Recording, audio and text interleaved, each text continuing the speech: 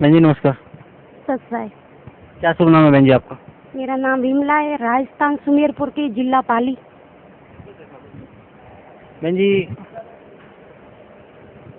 परम संत सतगुरु रामपाल जी महाराज से नाम उपदेश लेने से पहले आप कौन सी भक्ति करते थे? मैं सब देवी देवताओं की भक्ति करती, 33 करोड़ देवी देवता मैंने पूज लिए थे और सबकी भक्ति करती थी। कोई लाभ नहीं मिला मेरे को। भूत प्रेत का बहुत दुख था मेरे ऊपर, इतना भयंकर दुख था कि बताने शुरू हो जाओ तो 3-4 महीने लग जाए, इतनी मेरे में दुख था। चालीसा पढ़ते हैं ना तो भूत प्रेत का दुख नहीं होता है, जबकि मेरे में बहुत दुख हुआ। भूत प्रेत का इतना दुख हुआ कि मेरे को मौत भी आ गई थी और उस मौत के मुंह से रामपाल जी महाराज ने छुड़वा लिया हमारे को। बहन जी, परम संत सतगुरु रामपाल जी महाराज की शरण में आप कैसे आए? मैं पागल हो गई थी, भूत प्रेत के मारे बिल्कुल पागल हो गई थी। मेरी लड़की 7-8 महीने की थी, मैं दूध ना पिला सकी उसका, और मेरे ससुर जी, ननद, मेरे भाई, माँ बाप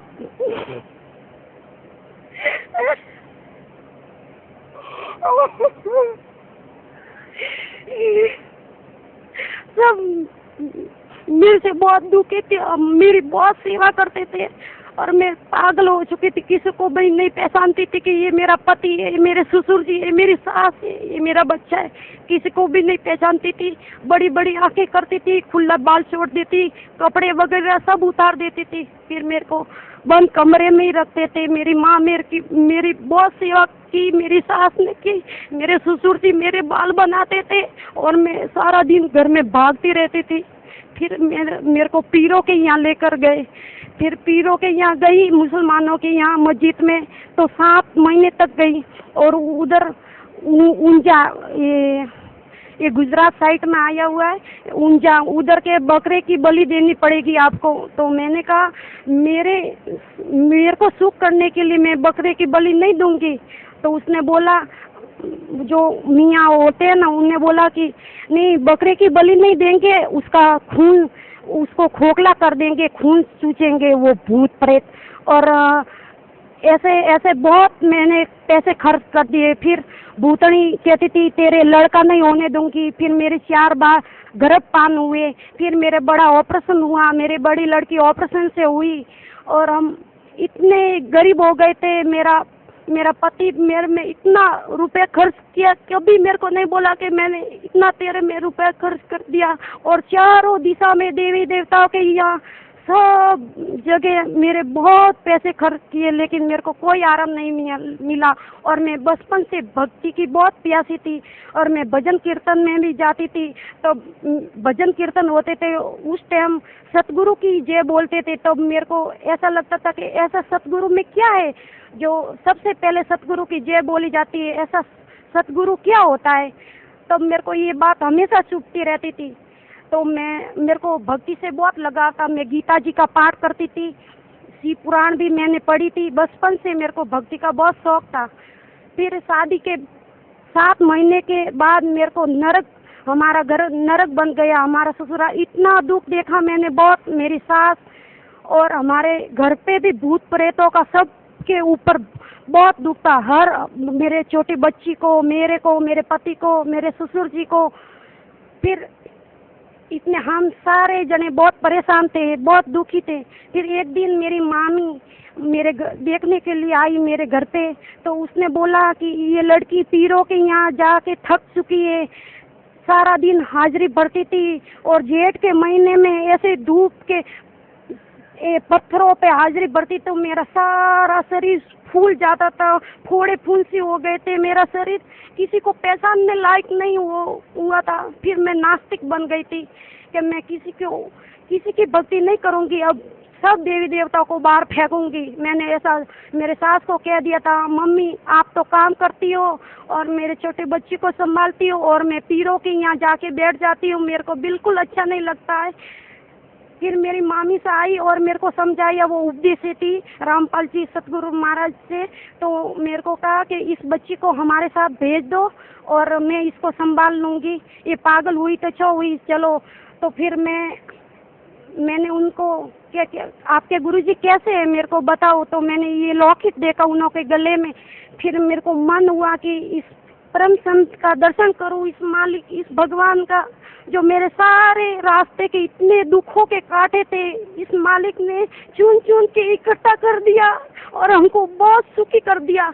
फिर मेरी सास वो भी पीड़ित थी, उसको सिर पे लेके पांव तक अग्नि जल रही थी, तो मैंने, मेरी सास और मैं दोनों आई इधर, मेरी 7 महीने की बच्ची को छोड़ के।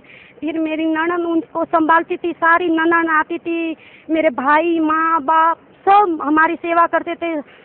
ऐसा 12 महीने तक हमारे घर में बहुत लोग आते थे, रो रो के जाते थे कि इतना दुख, इतना नरक बन गया आपका घर, तो कहीं ठोर ठिकाना नहीं है। फिर एक संत के पास लेकर गए, वो अनपढ़ था, लेकिन मेरे को ऐसा जंतर मंतर कर दिया, तो मैं पहचानना तो शुरू कर दिया, लेकिन वो भूत प्रेत का दुख ऐसा का ऐसा। तो फिर मैं उस संत को छोड़ दिया और गुरु महाराज के शरण में आई। तब मैंने प्रथम बार करोठा में नाम लिया था। बहन जी, परम संत सतगुरु रामपाल जी महाराज से नाम उपदेश लेने के बाद आपको क्या लाभ मिला? फिर मैं पहली बार आई तो नाम लिया, मैंने नाम लिया तो उदासी थी कि मैं देवी देवता छोड़ाते हो और ना तो घर की रहूंगी ना घाट की रहूंगी, क्या करूंगी, ऐसा मेरे मन में था। मेरे को कोई ज्ञान नहीं था, मैंने ज्ञान नहीं सुना था, पहली बार आई थी तब। तो गुरुजी शरण में गई तब बहुत दुखी थी और मेरे सारा वो भूत प्रेत का दुख मेरे सिर पे ही था और सिर इतना भारी लग रहा था कि इतना कुंडल इसके ऊपर वजन रखा हुआ है। तो मालिक ने सिर पे हाथ रख के हल्का फुल्का हो गया मेरा सिर। तब मेरे को विश्वास हुआ कि यहाँ मेरे को ठीक हो जाएगा। ये पूर्ण परमात्मा है जो भगवान हमारे लिए संघर्ष कर रहे हैं, सारी विश्व को समझा रहे हैं, सभी धर्म गुरु को समझा रहे हैं कि आओ और अपना सच्चा ज्ञान ग्रहण करो और सत भक्ति करो और पार होकर सतलोक चलो, ये हमारा ठोर ठिकाना नहीं है। फिर मैंने धीरे धीरे हर महीने आती रही, ज्ञान सुनती रही। फिर मेरे को संस्कृत में ऐसा थोड़ा बहुत पढ़नी आती थी और गीता जी भी मैंने पढ़ती थी, लेकिन उसका अर्थ मेरे को मालूम नहीं था।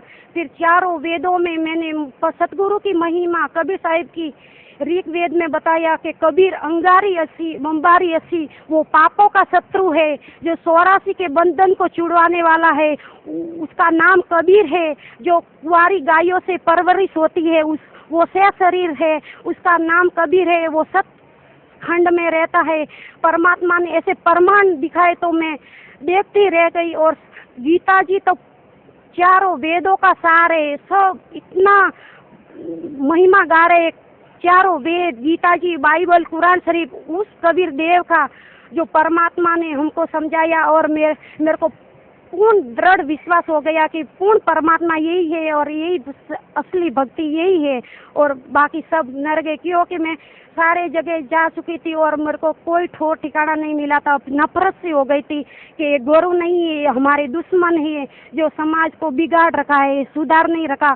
फिर मैं नाम लेके घर पे गई तो 1 महीने में मैंने भक्ति की तो वो सारा दुख जैसे था ही नहीं था। तो फिर मैं ठीक हो गई, मेरी सास ठीक हो गई। फिर मेरी लड़की का आंखों का ऑपरेशन था, 3 साल की मेरी बड़ी लड़की थी उस टाइम, तब वो ऑपरेशन टाल दिया मालिक ने। फिर मेरे ससुर जी बगैर नाम के थे और उन्हों को हार्ट अटैक आया और हार्ट अटैक आने के बाद गुरुजी ने दर्शन दिए, हमारी लाज रखी कि लोग क्या, मैंने ऐसे ही प्रार्थना की थी मन ही मन कि भगवान हमने नाम ले रखा और लोग क्या कहेंगे कि देवी देवता छोड़ दी इसलिए इनको ऐसा हुआ। तो हमारी लाज रखी और मेरे ससुर जी को बचा लिए। और फिर मेरे 4 बार गर्भपात हुआ था, लड़का नहीं था, फिर लड़का भी हो गया और गुरुजी ने फोन पे नाम दिया परवेश दास और फायदा ही फायदा हुआ। फिर मेरे पति को टीबी का असर हो गया था, फिर मालिक ने आशीर्वाद दिया कि जा ठीक हो जाएगा। तो वो भी बीमारी चली गई, मेरी भी चली गई, मेरी सास की बीमारी थी वो भी चली गई और मेरे लड़का हुआ और मेरी बच्ची की आंखें अब स्वस्थ है। बहन जी, भक्त समाज को क्या संदेश देना चाहते हैं आप? मैं तो भक्त समाज से यही कहूँगी कि आप सब पढ़े लिखे समाज हो और आप ये ज्ञान को पहले सुनो और देखो और उस मालिक को पहचानो जो पूर्ण परमात्मा कबीर साहब आए हुए पूर्ण परमात्मा ही है। ये चारों वेद 18 पुराण, बाइबल, कुरान शरीफ या प्रमाण देते हैं और प्रमाण के साथ ये भक्ति बताते हैं। और ऐसा ज्ञान किसी ने आज तक नहीं दिया और ऐसा ज्ञान किसी ने प्रमाणों के साथ अभी तक नहीं दे रहे हैं। और मालिक सबको बुला के कहते हैं कि आओ और प्रमाण देख के विश्वास करो, फिर नाम दान लो। पहले ज्ञान को समझो, जोर जबरदस्ती किसी को नहीं कहते। पहले यहाँ आओ, देखो, और इधर की व्यवस्था, इधर का खाना पीना सब फ्री, कोई पैसा नहीं। और मालिक इतने प्रेम से, आदर भाव से, इतना तो माँ बाप भी आदर भाव नहीं देते। इतनी भीड़ भाड़ में भी मालिक इतना हर एक को एक एक को जवाब देते हो, वो भी प्रेम से। ऐसा प्रेम मैंने कहीं नहीं देखा। चारों जगह भटक चुकी थी, जहाँ जाओ पैसे जमा करो, खाने के पीने के, इधर कोई चीज़ के पैसे नहीं। इतनी व्यवस्था, इतने लोगों को संभालना, ये पूर्ण परमात्मा ही है जो इतना तगड़ी व्यवस्था मैंने कहीं नहीं देखी। और इधर आता है, इधर मैं जब भी आती हूँ तो मेरे को बहुत अच्छा लगता है कि यही सचखंड है। ये घोर कलयुग में मालिक समाज सुधार हो रहा है, भक्ति भी असली है, नाम भी असली है।